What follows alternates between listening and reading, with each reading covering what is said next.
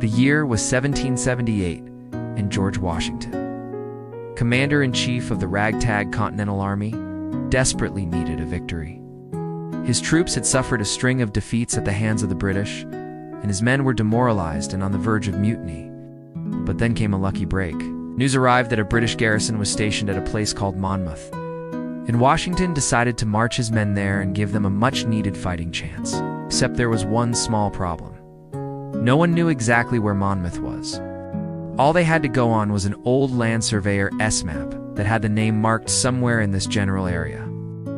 So with 10,000 men, half of which didn't have shoes, Washington set off across New Jersey in the wrong direction. He ended up marching all the way to Connecticut before he realized his mistake, at which point he turned around and marched all the way back again, this time to Long Island.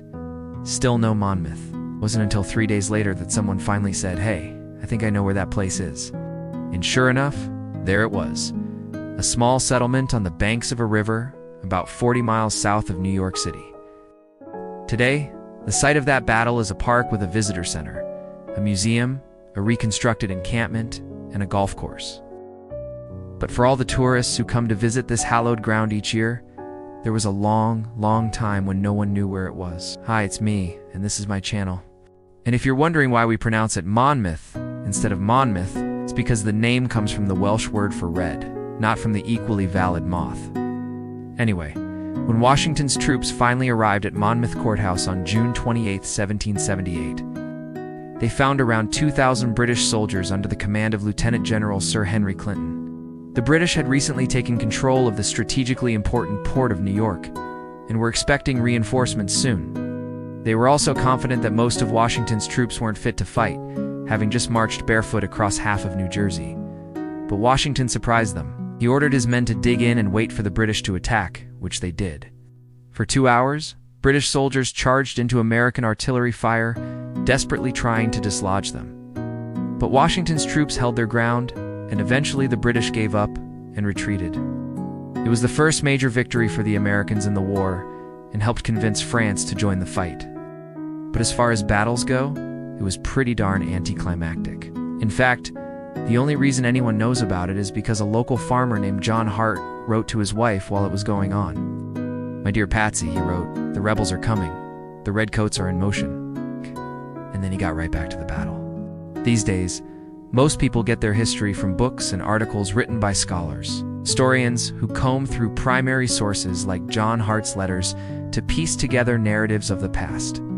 But in the late 18th century, newspapers were the main source of news, and historians were often more interested in promoting a certain narrative than in reporting events accurately. As a result, most accounts of the Battle of Monmouth are wildly inaccurate, often contradictory. Some say Washington nearly died from a wound to the thigh. Others say he wasn't even at the battle at all. What we do know is that Washington was at a nearby estate during the battle, and he did take a tumble off his horse. But no one seems to know how or why. One story says he was thrown from his saddle when his horse was shot.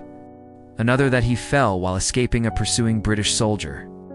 A third that he simply tripped over a tree root and fell flat on his face. The dispatches that came out of Monmouth at the time exaggerated the number of casualties and made claims about the conduct of the battle that modern historians know aren't true. What everyone was really interested in was making sure people knew that the Americans had won. And it was until the middle of the 20th century that historians started to piece together what really happened.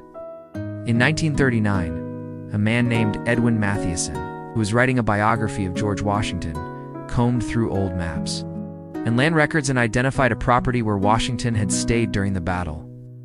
He found one, along with shards of pottery, pieces of military uniform, and a belt buckle. Then he dug a little deeper and found something else, the remains of a military encampment. Mathieson alerted the authorities, and in 1940, the state of New Jersey bought the property and opened it to the public as a park. Archaeologists have since uncovered more artifacts, including more pieces of the military encampment, as well as weapons, ammunition, buttons, and a lot of old British and American coins. But perhaps the most interesting thing they found was the grave of a young British soldier named Thomas Truax. Using records from the time, they were able to identify him as a member of the 3rd Battalion, 1st Foot Guards, who died on July 6, 1778, probably from wounds sustained in the battle. He was buried here probably by his comrades and left with a headstone that simply read a British soldier. But after the war, the town grew up around him, and the stone was lost to history. When archaeologists unearthed it in 1978, they reburied it where it stood so as not to disturb the site. 260 years later, it still stands, a silent testament to a battle that almost nobody remembers.